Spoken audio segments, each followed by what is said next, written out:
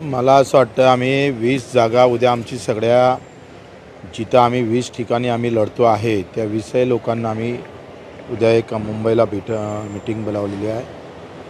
त्यांना विचारविनिमय होणार आणि तिथून मग आम्ही समोर जे उमेदवार आमच्याजवळ मजबूत उमेदवार आहे त्यांना उद्या सगळ्यांना विचारून आम्ही समोर पाऊल टाकणार. कशा पद्धतीनं येत्या विधानसभेत आपण समोर जायचं. बरं, 20 जागा लढणाऱ्या ह्या विदर्भातल्या महाराष्ट्रातल्या कसं काय? महाराष्ट्रातल्या आहे संपूर्ण महाराष्ट्रात, काही पश्चिम महाराष्ट्रात आहे, मराठवाड्यात आहे, विदर्भात आहे, खानदेशमध्ये आहे. तुम्हाला महायुतीने जर 20 जागा दिल्या तर ठीक आहे, तुमचा वेगळी चूल 20 जागेची आहे ठरली. आम्ही त्याच्यात तर पटाईतच आहे ना. आम्ही वेगळं लढण्यात आमची ओळखच आहे बच्चू कडूची. वेगळं लढू. लोकसभेत मग कसं काय झालं की तुम्हाला त्यांनी काय विचारलं?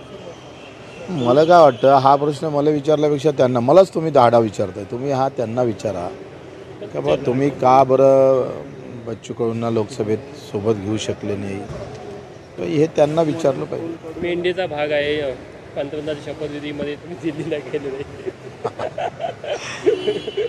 काय निमंत्रण होतं की काय होतं? नाही, मी तर वाटही पाहिली नाही आणि बरंच आहे एक एक पाऊल जे पडतं NDA कडून ते माझ्या सोयीचं पडतं असं वाटतं. म्हणजे पुढच्या काळात कुठेतरी जे आहे यामध्ये तफावत निर्माण आणि महायुतीतून तुम्ही बाहेर पडाल अशा पद्धतीचं पाऊल पडत आहे? हां, मला असं वाटतं का त्यांना जर तसं वाटत असेल तर मला सोयीचंच आहे. आणि एकंदरीत जर विचार केला तर NDAनं सांभाळून घ्यायला पाहिजे होतं, ते घेऊ शकून नाही राहिले याचंच खरं तर खंत आहे. आम्ही ज्या पद्धतीने त्यांना मदत केली, सोबत राहिलो, ते एका वर्षात त्यांनी विसरून गेले. त्याचे परिणाम भोगावे लागले ना आखरी.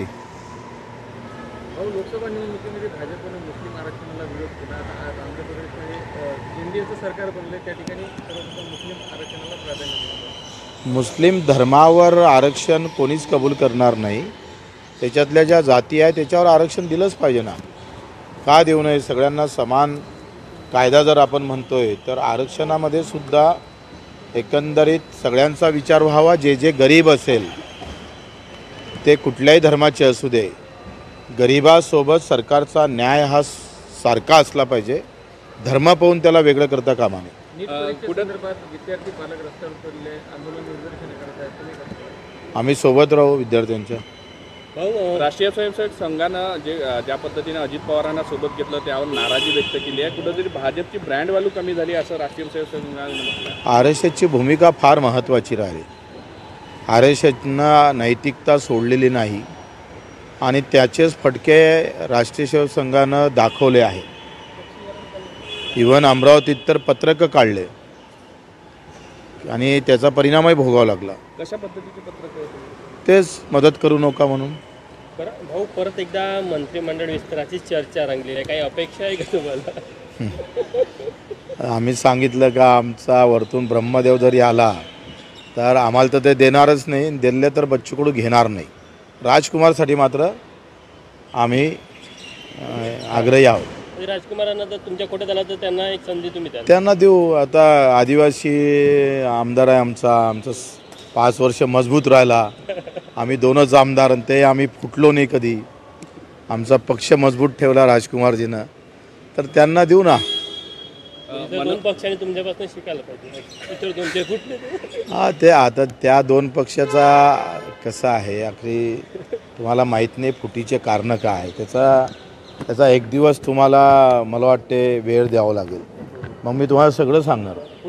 मनोज जरांगेंनी असं म्हटलं की मी काही झालं तरी यावेळेस आंदोलन मागे घेणार नाही आणि कुठेतरी मुख्यमंत्र्यांच्या ओळखीने जो आहे षडयंत्र करून मला फसवलं अशा पद्धतीचं त्यांनी म्हटलं आहे. मी विधानसभेची तयारी करणार, आता हे शेवटचं आंदोलन. मला असं वाटतं का जरांगे साहेबांनी आत्ता आंदोलन केल्यापेक्षा त्यांनी उपोषण मागं घ्यावं.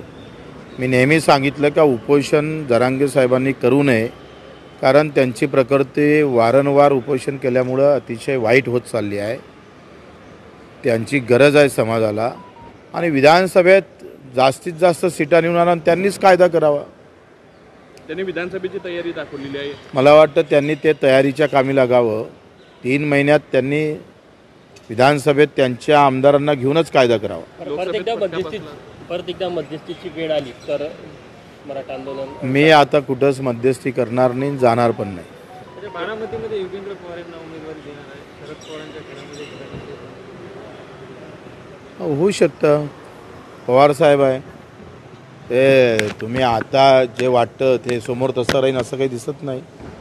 पवारसाहेबांचा अभ्यास करणं काही लहान गोष्ट नाही आहे ना, माझ्यासारख्याला तर शक्यच नाही. स्मार्ट मीटर संदर्भामध्ये आंदोलन केले जाते. सामान्य लोकांना हे मीटर परवडणार नाही असं आंदोलन. प्रीपेड बरोबर आहे. मला वाटते ऊर्जा मंत्री आमच्या विदर्भातले आहे आणि देवेंद्रजीनं त्याच्यावर लक्ष घातलं पाहिजे. आजही ऊर्जा खातं अतिशय विदर्भात नाही तर महाराष्ट्रात अतिशय वाईट अवस्था.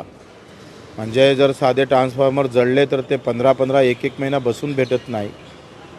लोकांच्या शेती पेरण्या सगळ्या पूर्ण वाया जातं. त्यावर लक्ष द्यावं देवेंद्रजी, गरज आहे. आणि हे